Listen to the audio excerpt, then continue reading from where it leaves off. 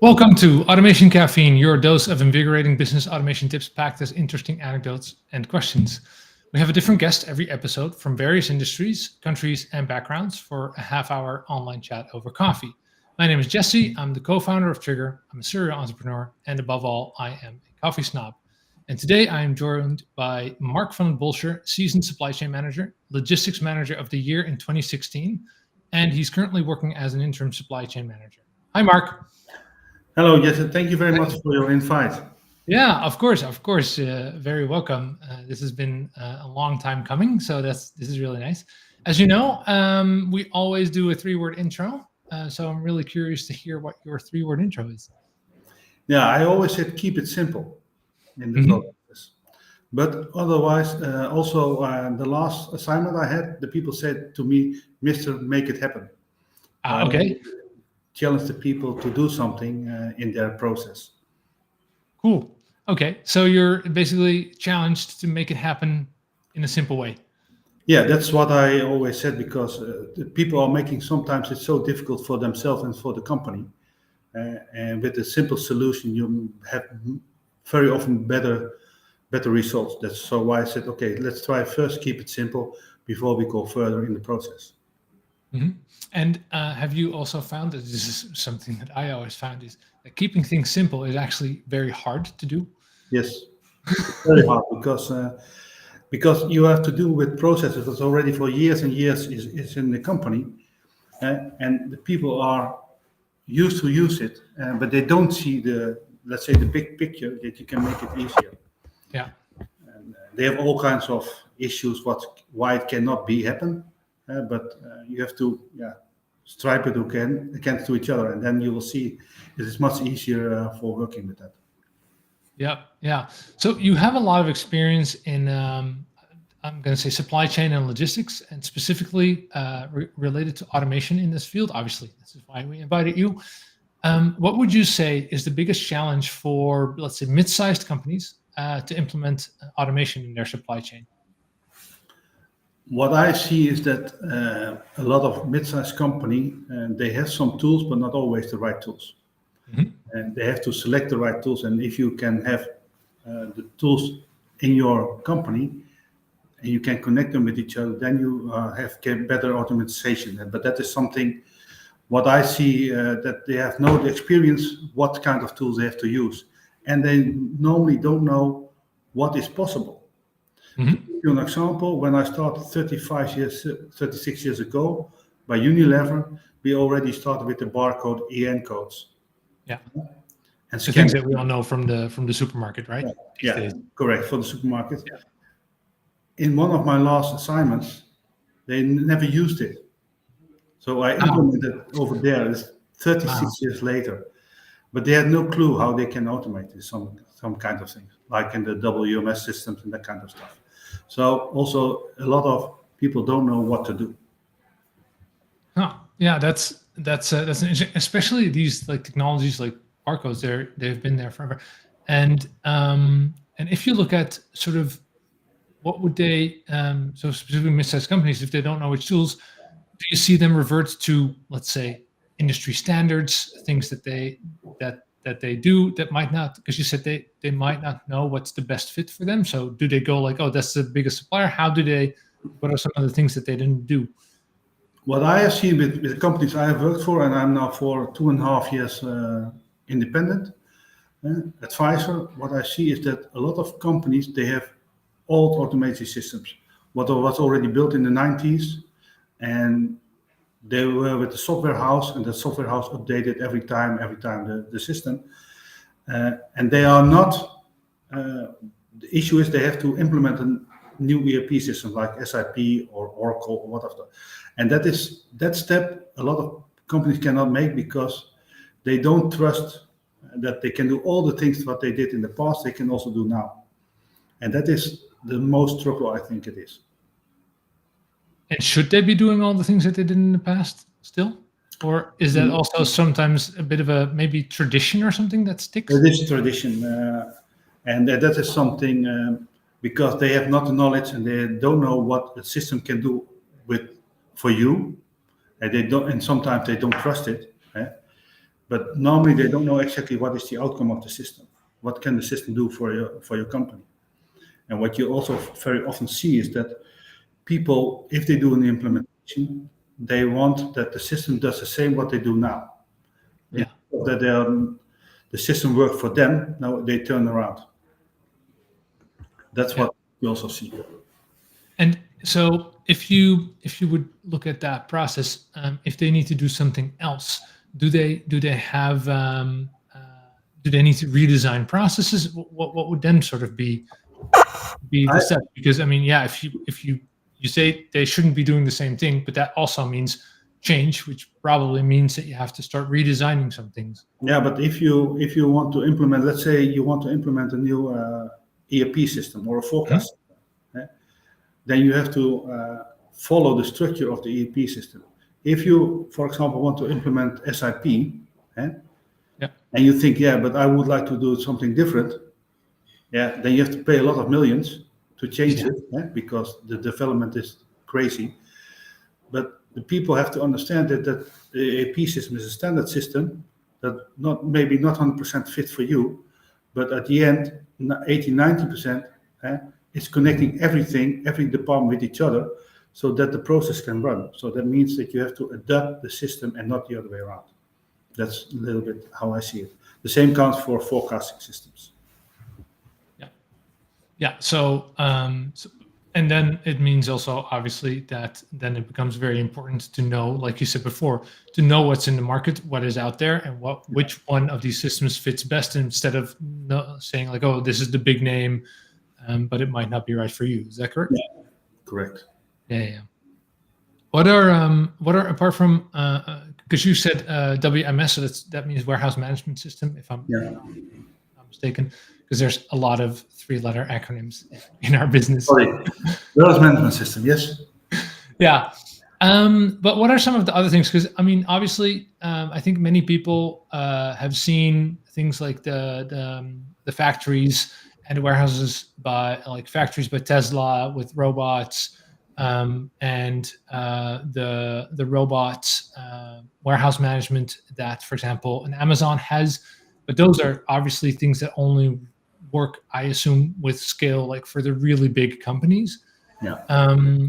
What are some of the other things apart from the software, like maybe in the terms of warehouse management on the floor that you see that might be low hanging fruit for people? Now, for example, in one of the companies I worked for, we had SAP, and SAP has also a WMS system, very simple. We had that one at that time, but we are still working with paper. So they received an order, and they print the order and bring it to the warehouse. Yeah. Oh wow! And now we talk about 6-7 years ago. So it is not something what happens 20 years ago, but it still happens. So if you can already change that, and with scanning, I think then you have already for a mid-sized company where you have not a big warehouse, if you have scanning and locations in the system, it already helps you a lot. Because in that company, we had the locations based on Excel. So you can imagine that if you have a counting year-end counting, that we have a lot of mistakes, because everything was in Excel, and if you forgot to reduce one order in Excel, then you have already an issue. So that's how I see. And you don't have to have robots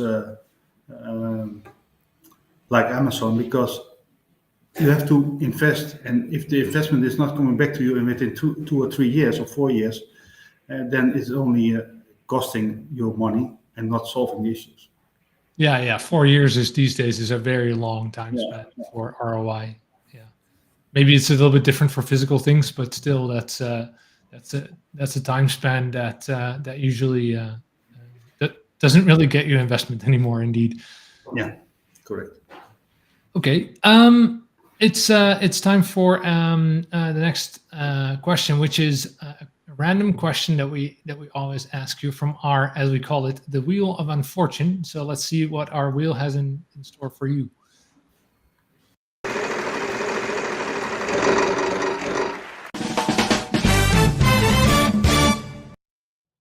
What was your biggest failure?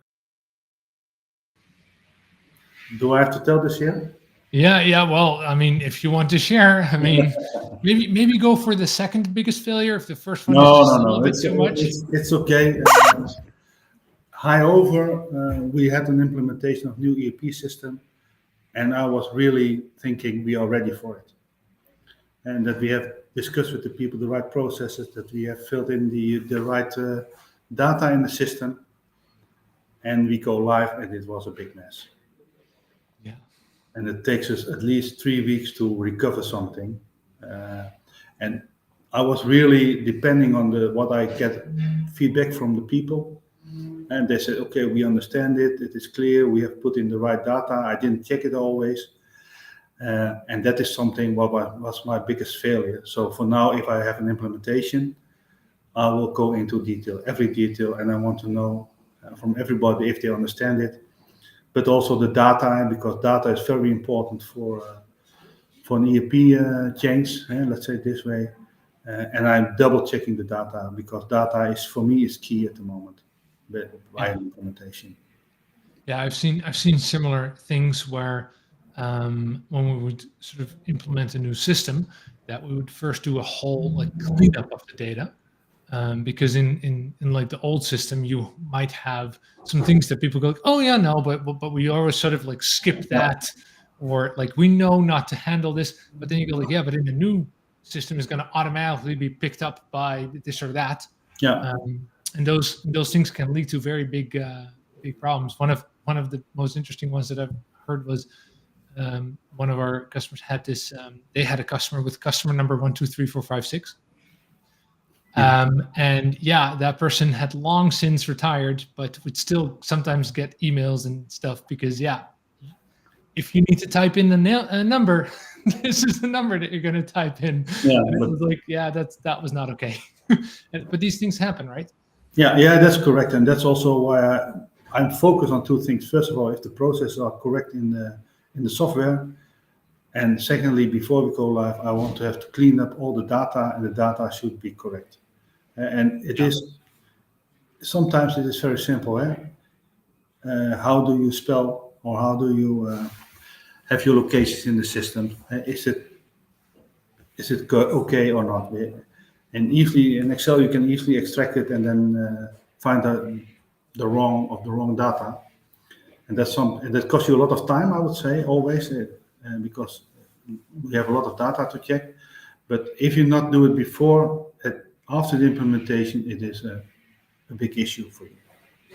Yeah, yeah, I fully agree on that. From different perspectives, I mean, I think that this is something that is true for all automation projects where you're sort of going from an old system where you had software already and you have data indeed, and you want to go into this new. I think you always have to do this, and it's one of those things that sort of like testing at the end. It's one of those things that always gets, I think, underestimated by Yes. people. Yeah. um, but it's super important to make sure that everything keeps rolling smoothly. Have you have you had processes where data where you had to really, because obviously you said 3 weeks of sort of a downtime. Did that also impact the business could not run? Was it like Yes. that level of Yeah. because back This is in not project run. No, we management, could not get big any numbers. orders out of the sales, also out of the system. Oof. Oh yeah. Oh, that So, is very heavy. Yeah. so there was also on me, but also on the departments, a lot of pressure, and on the consultants, because of course you do it together with the consultants from the ERP system. But at the end, 2.5 weeks, we had it. That we on After 2 weeks, we start running small orders out of the system, and within 3 weeks, it was business as usual. But that was a big headache, I would say, really. Yeah, yeah, I can imagine, and when you start with that, like when you're trying to solve it, you don't know it's going to take 3 weeks. I assume you only know that you have a really big problem, and you No, don't you know how long don't. it's going to take, right? Everything is on the panic button, and then you have to search first, sit down, and then think, okay, where can it go wrong, and then find out step by step where the issue is, and then try to solve it. But Yeah. that is always a lot of stress, I would say. But there was a lot for me, let's say it this way. Yeah.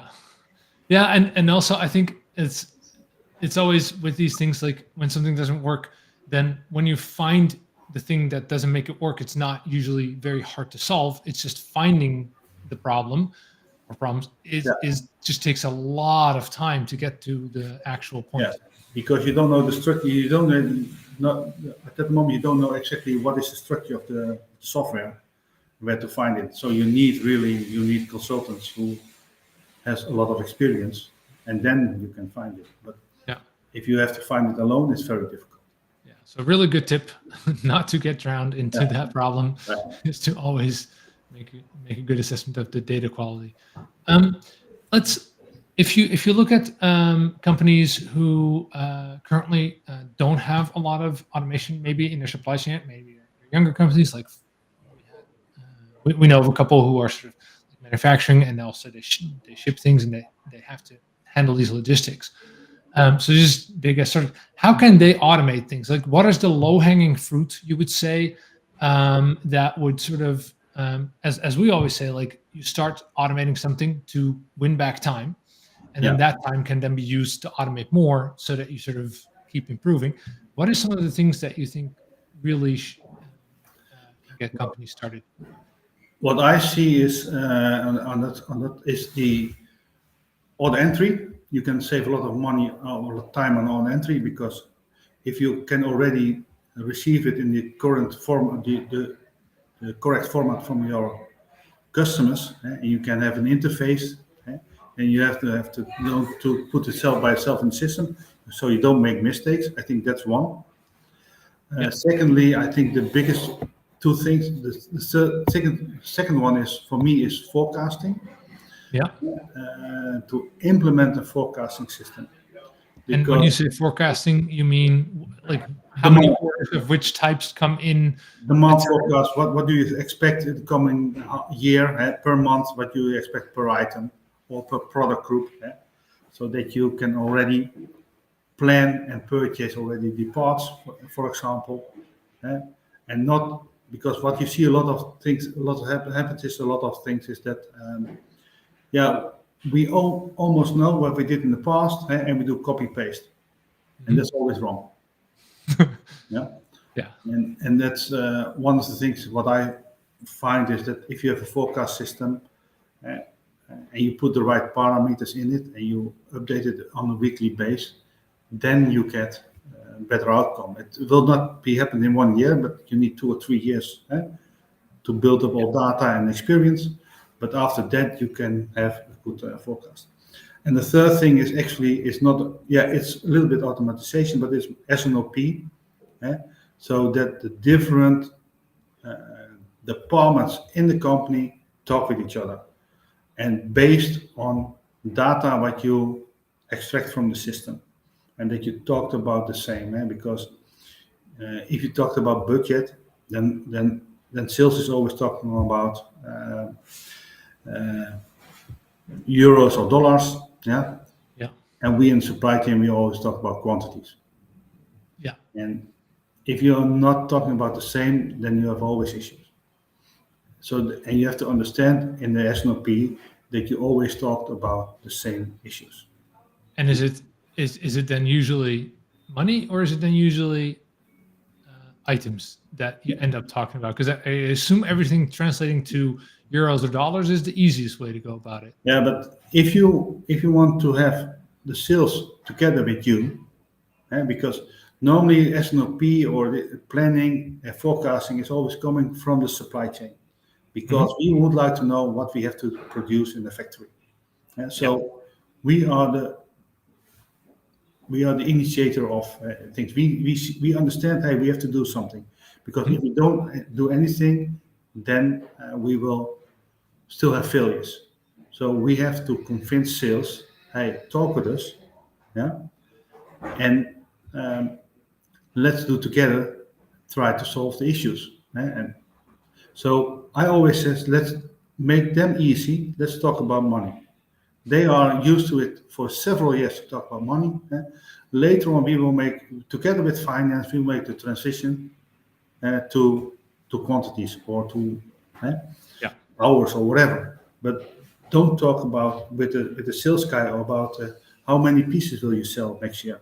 They don't know. But what they know is, hey, I think in this product group I will sell for 1 million, and in this product group I will sell 10 million. So, and let us do the details. That's what I always said to my teams.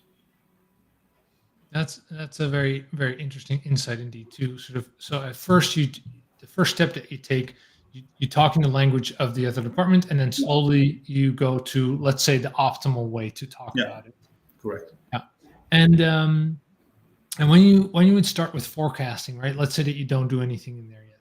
Do you do first an analysis of some things that you might already expect, like seasonal influences that you can sort of like predict a little bit, or is it just measure for 2-3 years and then take whatever comes out of that? Now, measure first. And there's a lot of people in the company who works already for several years and extract the data, analyze the data, and then talk with the people and tell them, hey, this is what I see. Is this correct? Yes or no? Do I miss something? Headlines. Not go directly in details, because if you talk about forecast accuracy, and I have a lot of discussion with software companies, but also with directors, sales directors, about the forecast accuracy. I work for companies that the forecast accuracy, mathematic, only 35%. Oh, that sounds very low. Yeah, but I think if you look into the forecast accuracy measurement, I think if you come between 50 and 60% on item level, you are king, I would say. Yeah. Really, because it's so difficult, and there's so many things have influence on your item level. So I always said, okay, if you are 50%, then be king, and then only optimize and the process, so that the salespeople get used to it, and that they are used to the forecast, and that they love to work with it. And because you have to convince them also to work with the forecast system, because normally they don't know how it works. They are not so good in systems. So also on that side, you need a forecast system what is user friendly, and not only for the planners but also for sales. And I can also imagine that there's certain types of, because you sort of now you combine all of the let's say errors of forecasting not going right. But I assume that having a couple of items too few is far worse than having a couple of items too many in most cases. Because if you don't have a specific critical item in stock, everything gets to a halt. But if you have two more, okay, you have some storage costs, but that is it, right? Yes and no, but there's always a discussion with sales, because probably you know Pareto, so 80% of your sales is done by 20% of your items. So I always discuss with the sales, hey guys, listen, 80% of the items is not bringing us nothing. Why are we not skipping them? But then I don't understand the business, they always say to me. So, and it depends on if it's when the company has enough money, then it's not easy. It's okay if you have some extra stock in your warehouse. But if the company has a difficult year, because of COVID, for example, then every dollar you can save is money for the company. So it's better to have it in sales than to have it on stock. Yeah, because that quickly adds up in terms of like not just your storage space, but also your insurance costs, and like obviously your outstanding capital is high. Your working capital, because that is something what is leading in many of the companies. And then it's a big issue if you have too much on stock.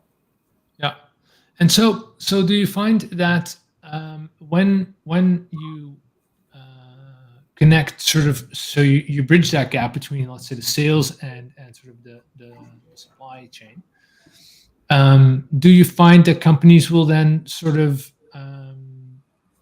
What is one of the most popular, I would say, ways to handle that? Like the Pareto principle that you said. Like, would you say maybe I can, because immediately I come with like 1,000 things. I'm like, hey, you could increase bonuses on the high yield items that you have, those 20% for sales, or you could say maybe that you just agree that we put less effort on them as a team. Like, what are some of the things that people would do to get that to work better?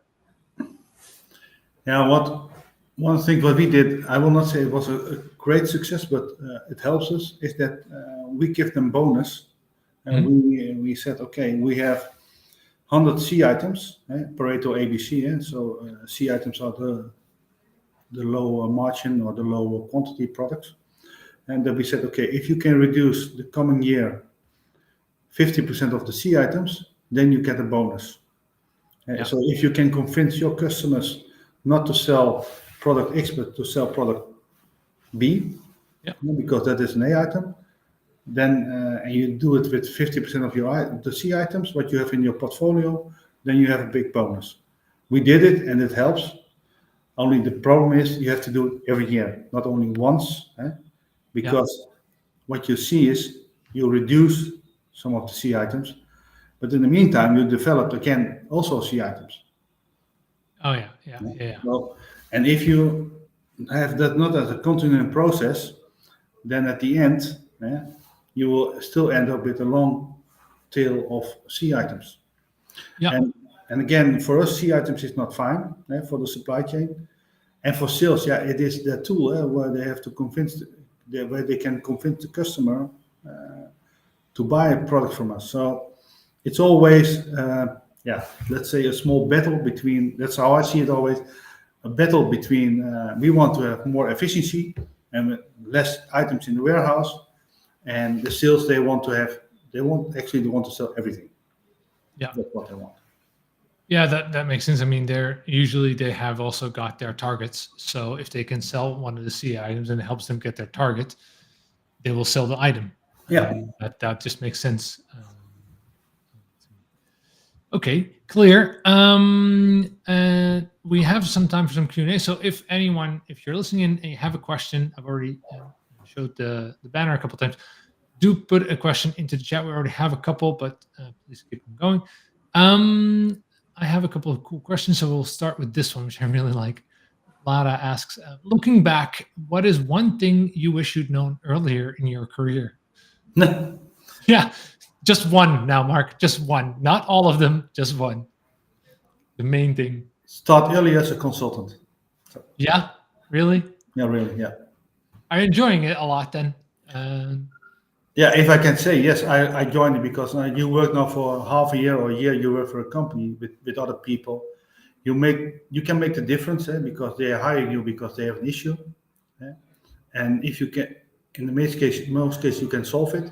So the owner is happy, or the CEO, but also the people in the department are happy because they have now the tools, or they have now the structure for a better work environment. That is, and that's what I should do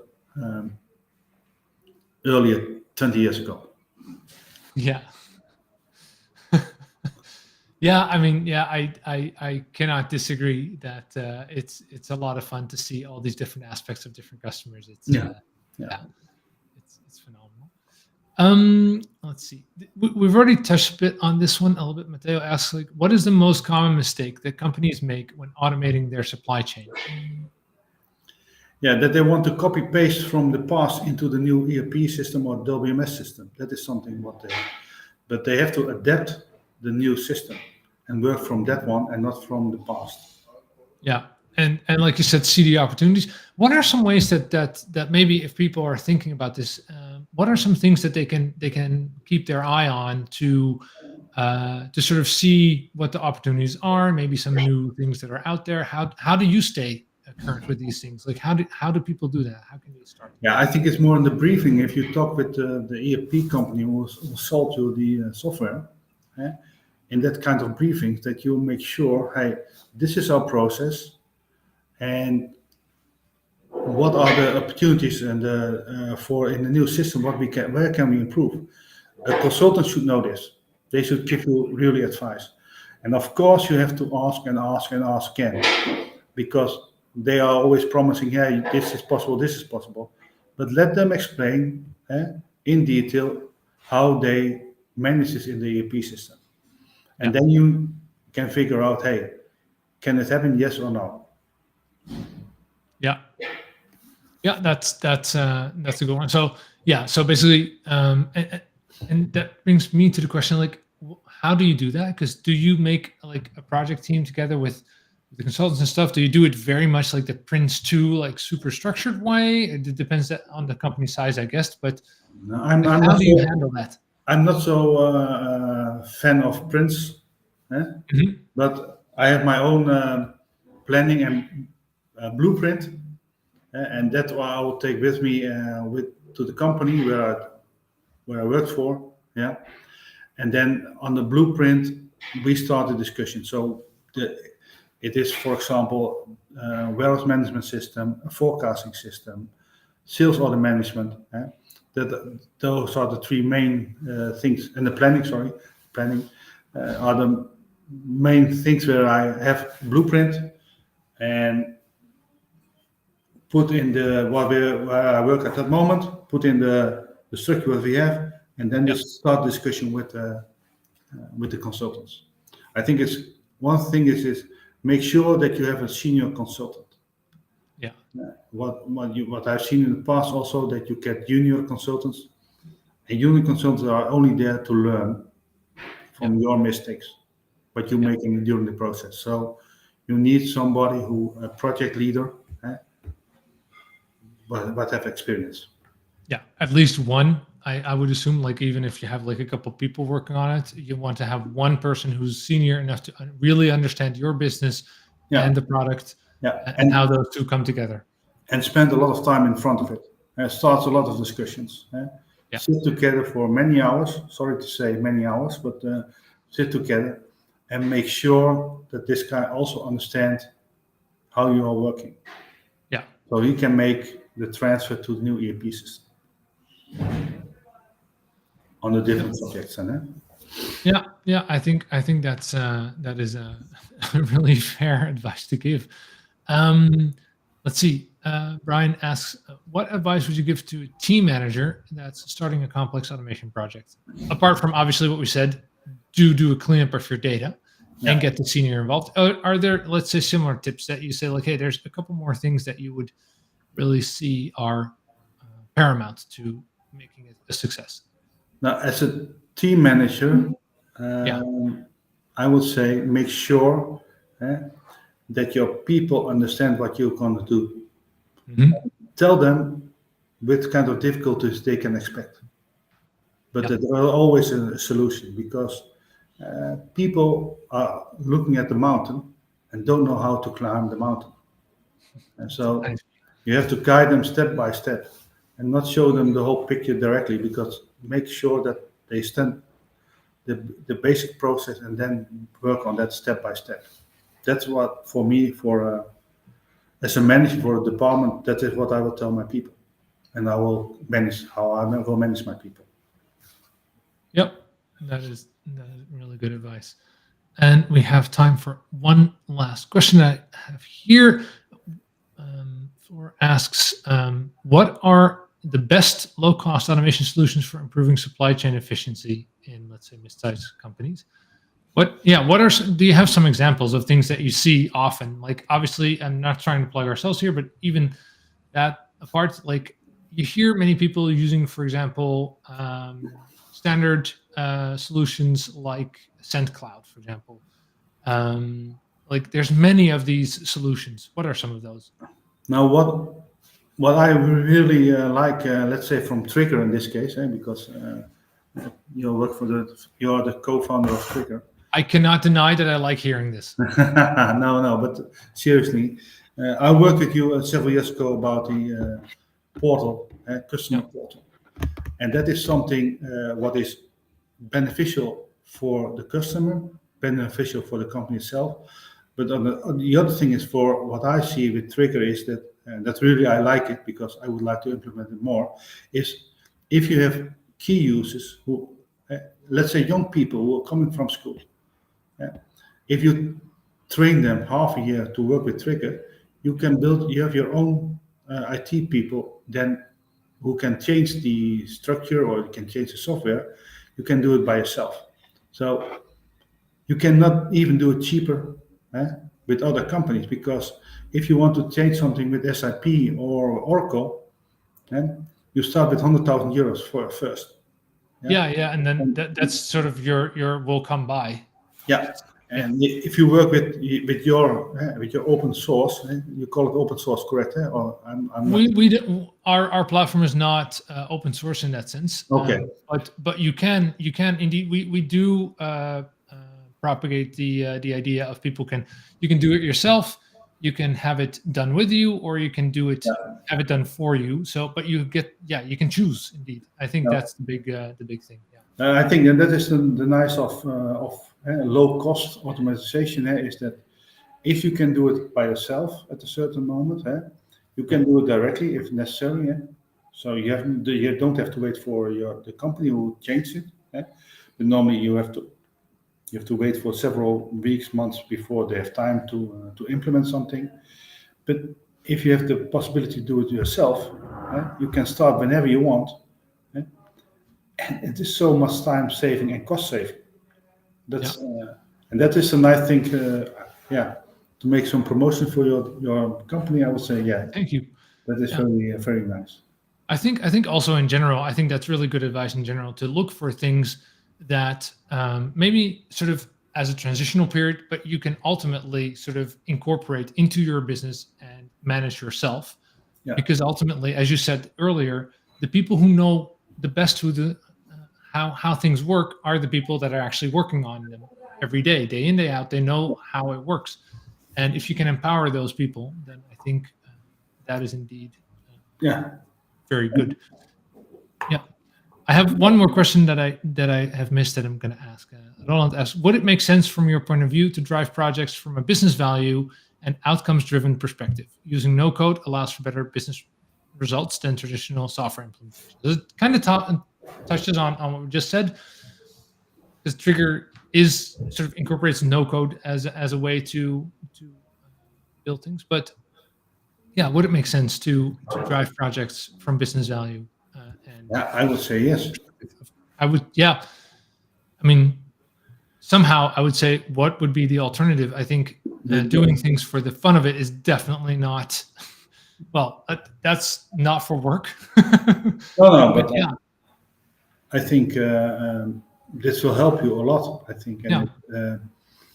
And do you think that it will that sort of that maybe if we translate this a little bit, because Roland also touches on no code, like, do you think it's a competitive advantage right now for companies to actually do these things, like you just said about our platform, but in general, like there are these super low cost options out there that I was just thinking, like, it can give you a competitive advantage if your company would make use of these things and really make, like, I think Roland sort of also trying to get to that. It's like, get this really high value for a really low price that is now possible.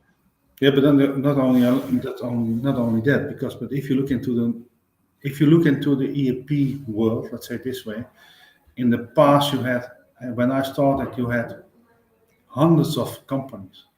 Now you have 3 or 4 actually, And if you want to change something in SAP, Oracle,